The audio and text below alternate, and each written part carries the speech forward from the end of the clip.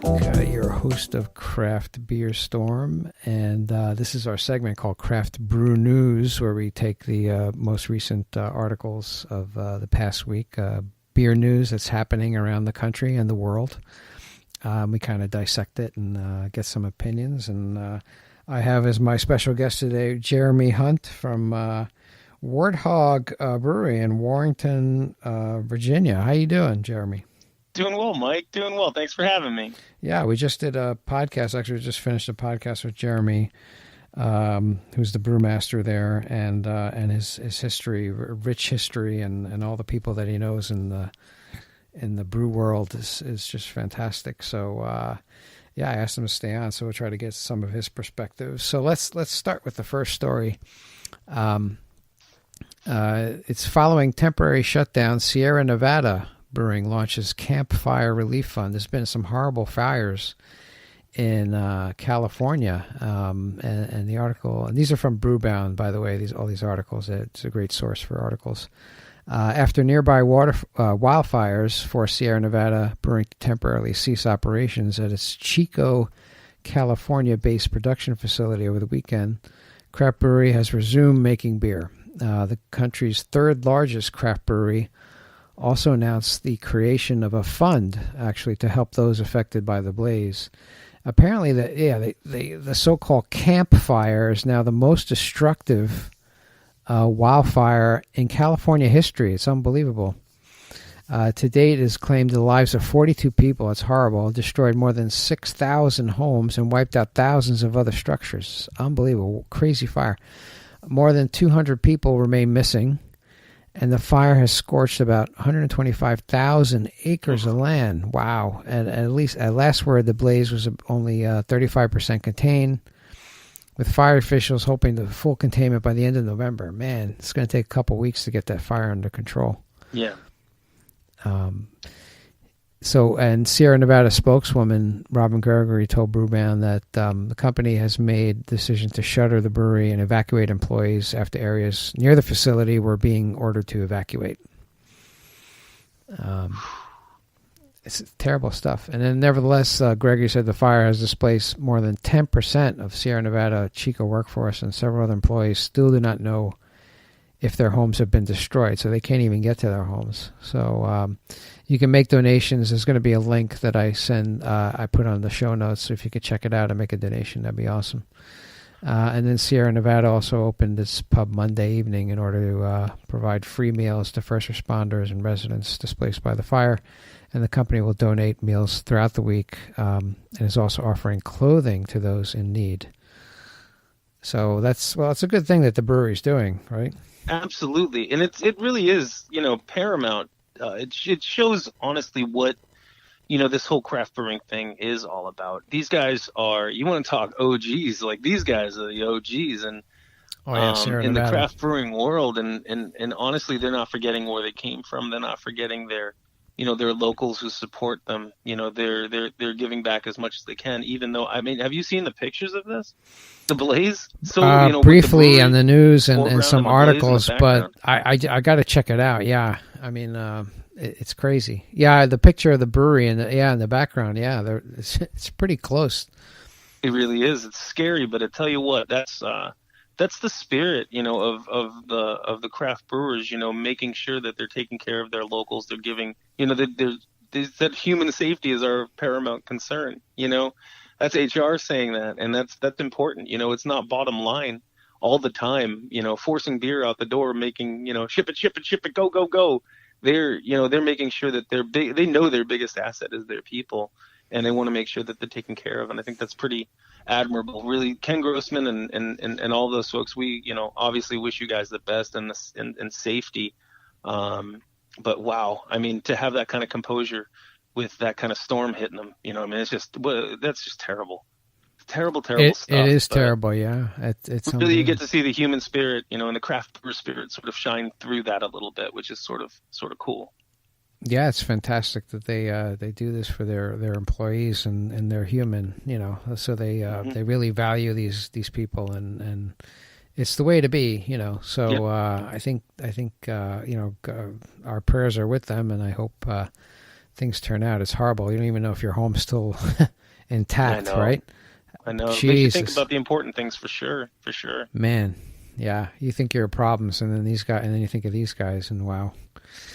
But all right, our next story. Blue Moon creator Keith Villa's first THC-infused beer is a Belgian-style white ale. So THC beers are becoming popular, I guess, these days. All these the marijuana laws are being relaxed. I mean, Canada said, okay, the country can do whatever it wants.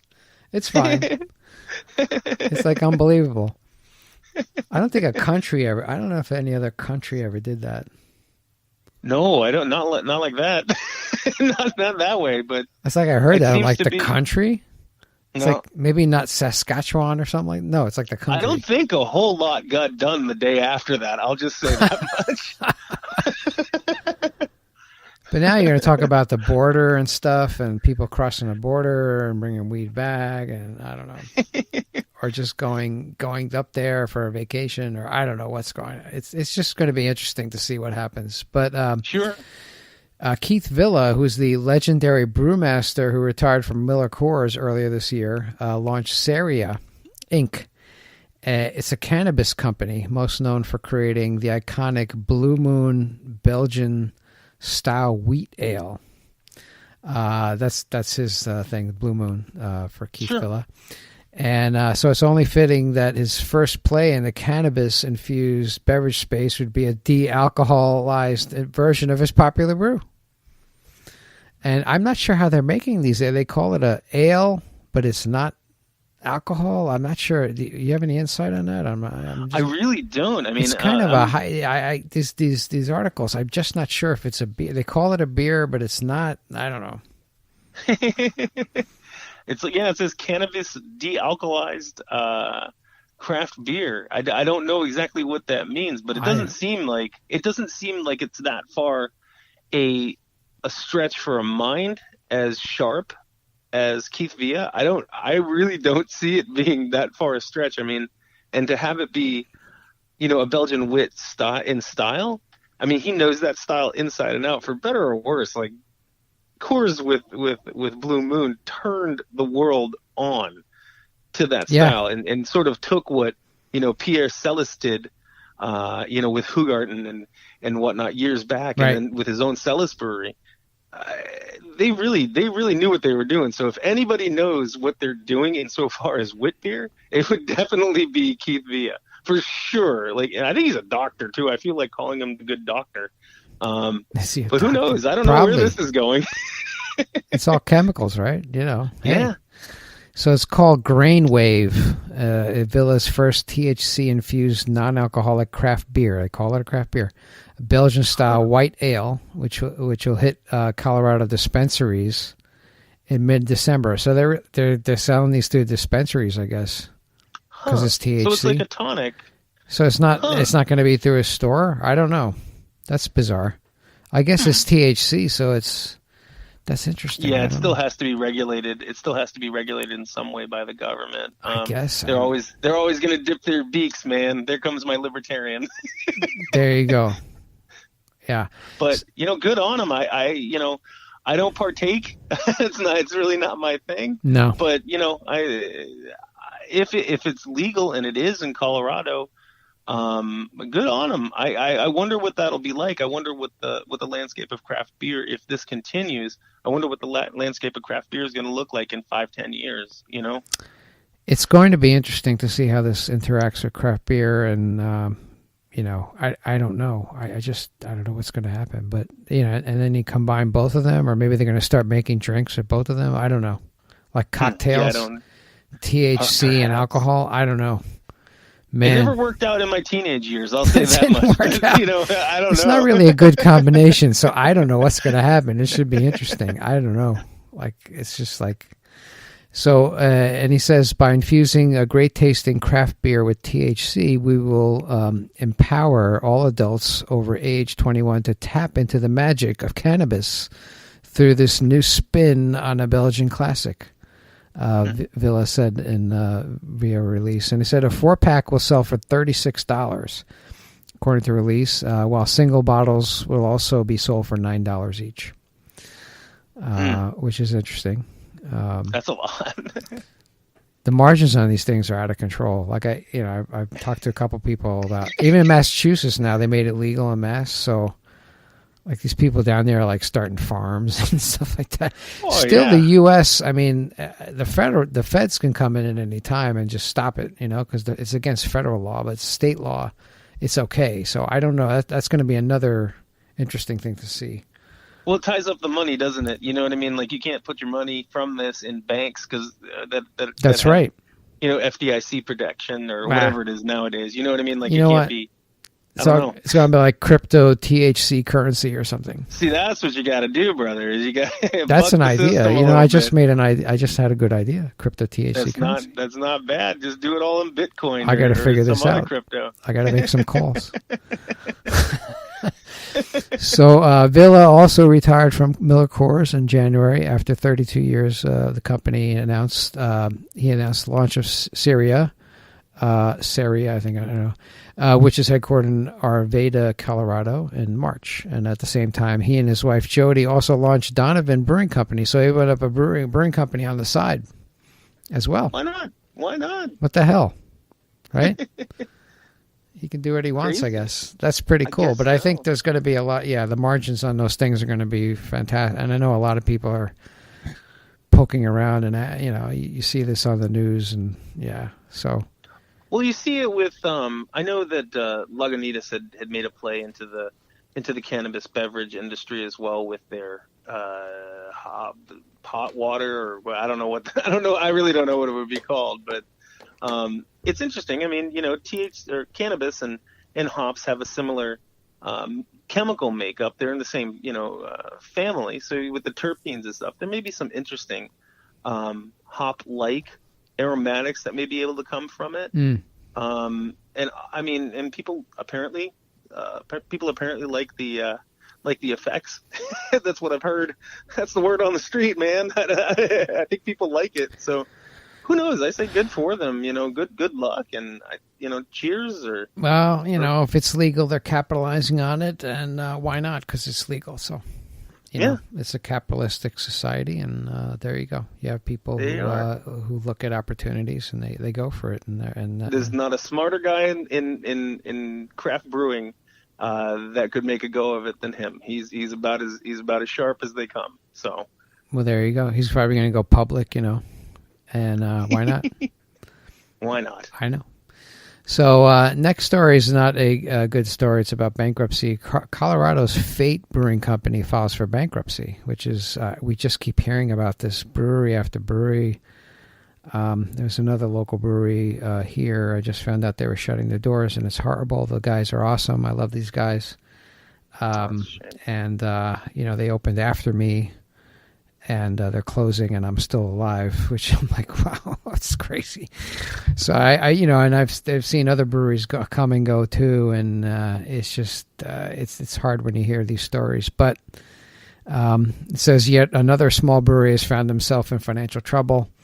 Parent company of Boulder, Colorado-based Fate Brewing Company, Fate Restaurants, has filed for Chapter 11 bankruptcy protection. And according to the November 1 filing, Fate owes more than 50 creditors between $1 and $10 million. Wow. Company also claims between $1 and $10 million in estimated assets. So they're probably going to liquidate the company, and everybody gets paid, or whoever the major creditor is, the bank or whoever. Probably take it over. But Fate Brewing founder Mike Lewinsky, who owns 40% of the company, according to the filing, did not respond to requests for comment. However, he issued in a statement to several Colorado media outlets attributing the bankruptcy to an inability to receive federal approval for a brewing operation located in the former Avery Brewing Production Facility in Boulder. So the feds didn't approve it. I don't know why. I mean, I don't know what the reason, I mean, he also cited an underperforming second brew pub location, which was seized by the city of Lafayette in mid-October due to unpaid taxes. Wow. This is heavy-duty stuff here.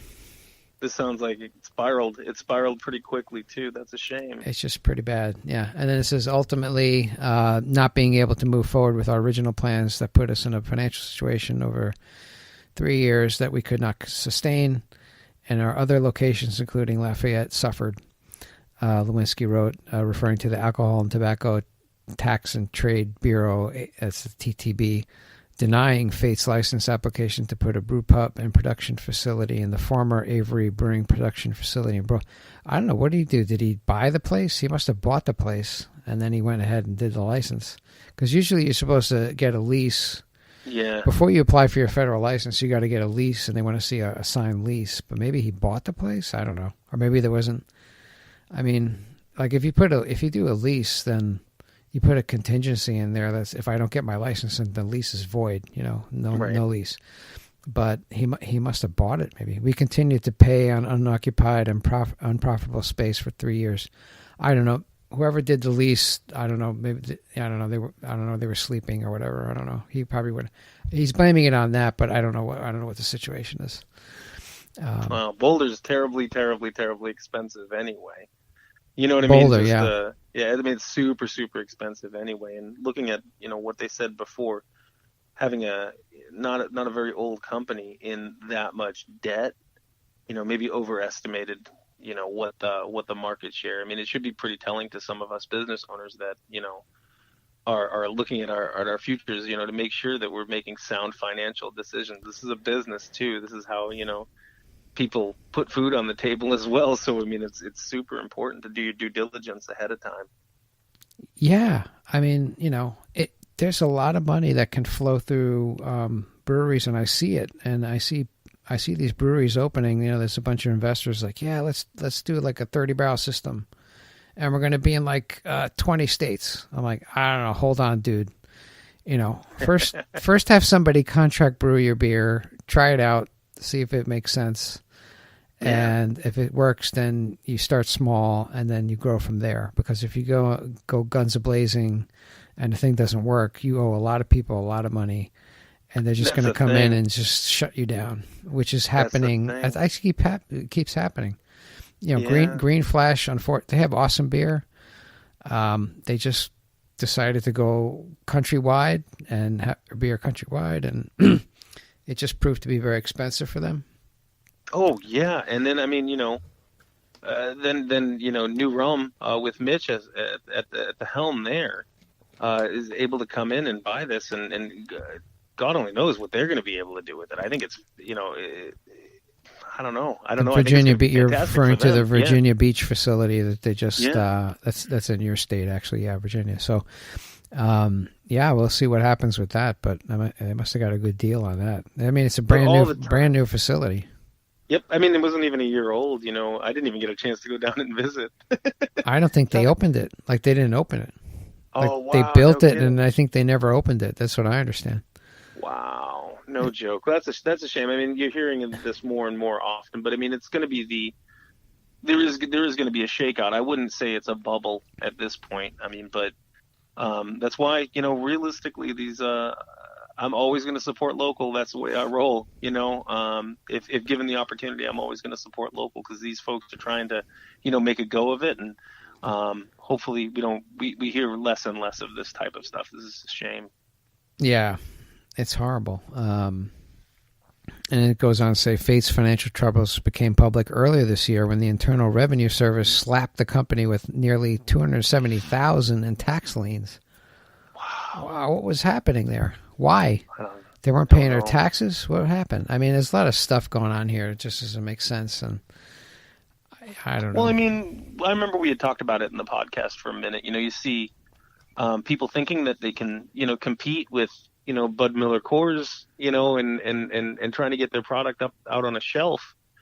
And I mean, it's like that's where the rubber meets the road. Most people are going to buy their beer at a supermarket or something like that. And it's tough to get that shelf space. And if it doesn't sell, you have to buy it back. So then it just kind of spirals out of control, and you're just not able to make, your investment back on all the machinery and cans and people power and all of that stuff that goes into it, and the overhead of electricity and gas, things like that.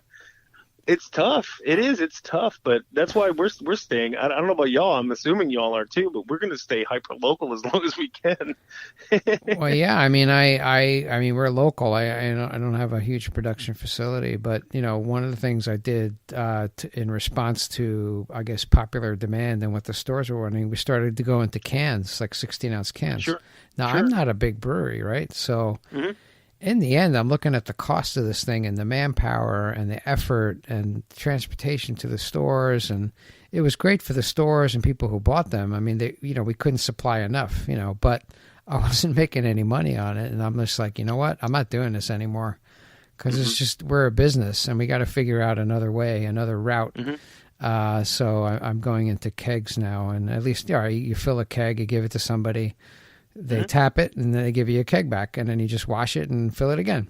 I think that's a better scenario than buying like 3,000 cans at a time, and then I only need like 500, and then the 2,500 just sit there, So it's crazy. Oh, could you even imagine? Can you even imagine? But that's what you have to do. It's a very intensive. It's crazy. So you got to.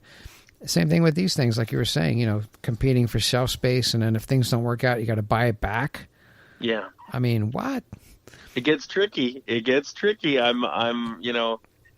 seen both sides of that. I mean, I've seen giant, production facilities that I've been blessed to work at, and I've seen, people that grew into that. I mean, at Deep Ellum, we were selling every drop we could possibly make. Yeah. So, I mean, we were in the position where it's, we have to get, we went from a canning line that was doing 40 cans a minute. Not really, it did 37, but up to something that was doing 219 cans a minute. I mean, it was just spitting out cans. Wow. So, I mean, that's a big jump, but, for that, you have to make sure you have the growth already, in your head at least played out, where how that, you've set up with distribution, that they want X amount of, cans or barrels of beer every week, you know what I mean? So it's a big it turns into a business when you're doing that stuff pretty quickly. And I mean, I remember being at Avery's old or their first brewery or their older brewery, and I mean, it's a substantial space. It's like little vignettes of a brewery, but it's an entire like part of an industrial park, and it was a pretty substantial building still, I mean, making that jump in 5 years is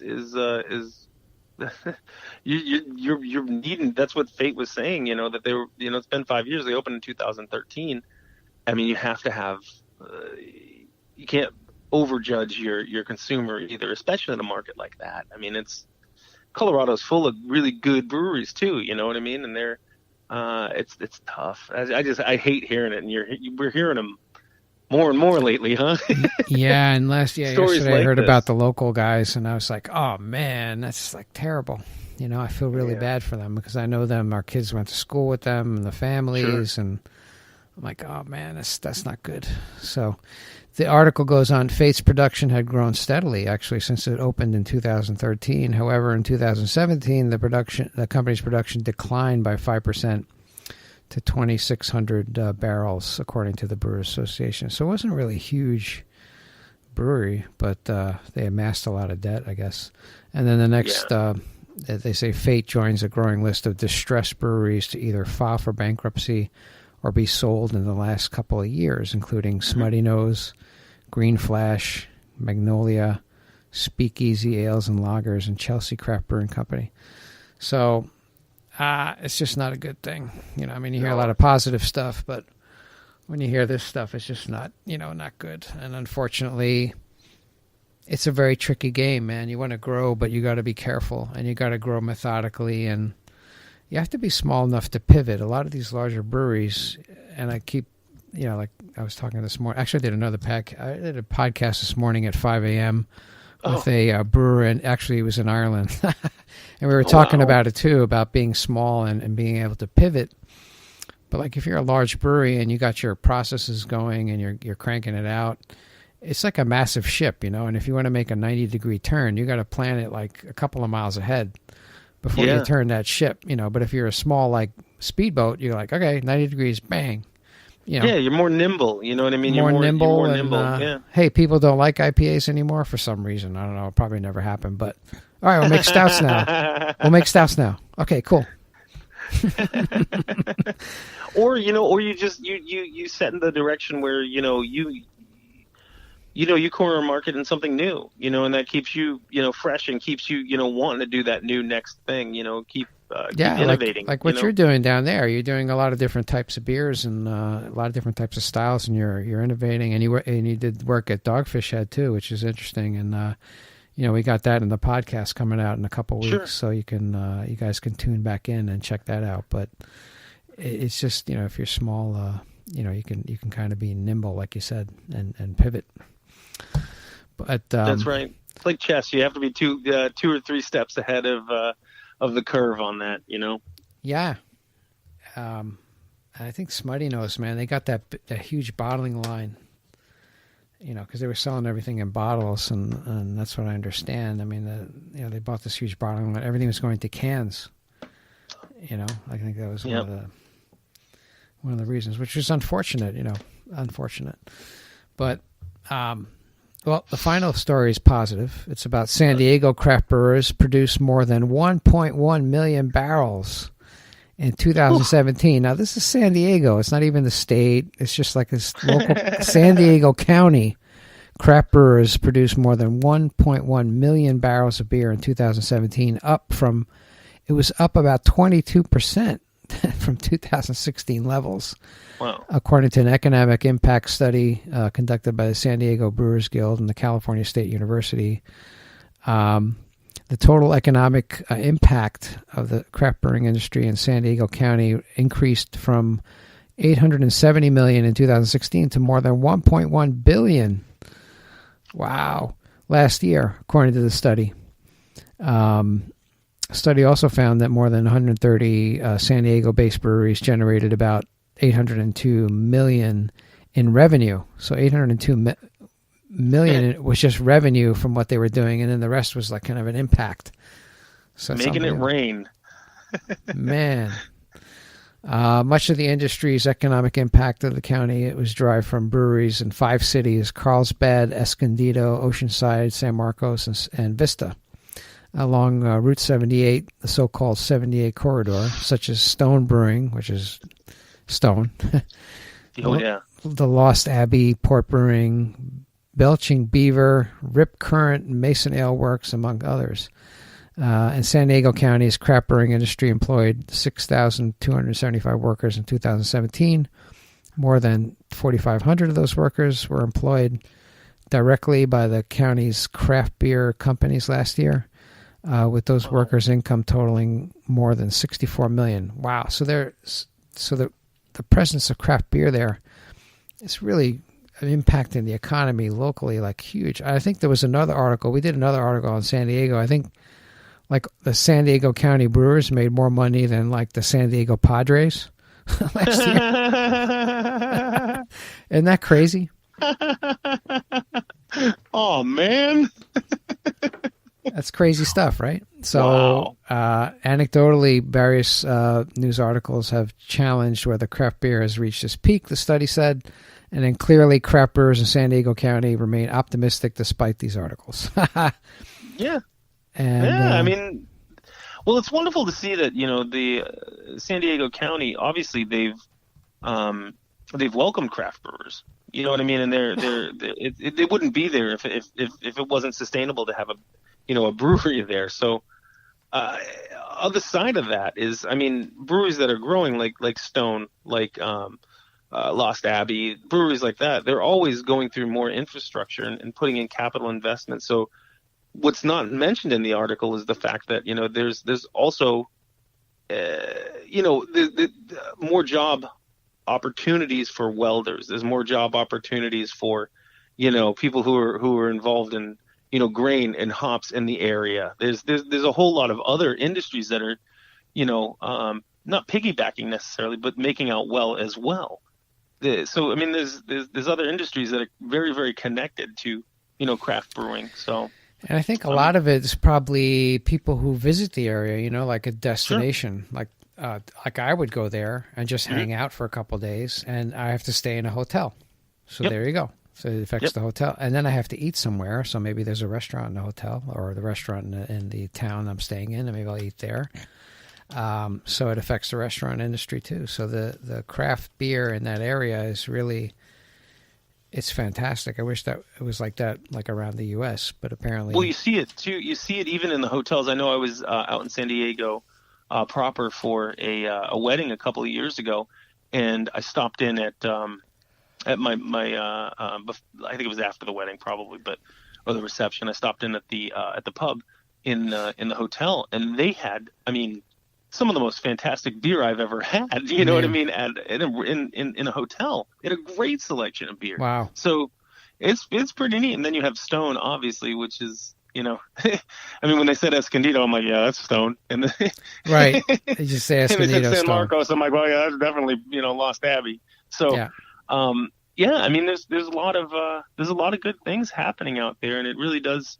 It's just, you know, craft beer is having an ability to sustain other industries, which I think is part of being, you know, part of the local, you know what I mean? That's, even though some of the breweries are big, you know, they're still part of the local economy, and they're, you know, they're doing well by them, and the government and the town or the city or county are doing well by the brewers too. So, or else they wouldn't stay there. So I think this is craft beer done well. You know what I mean? Good for them.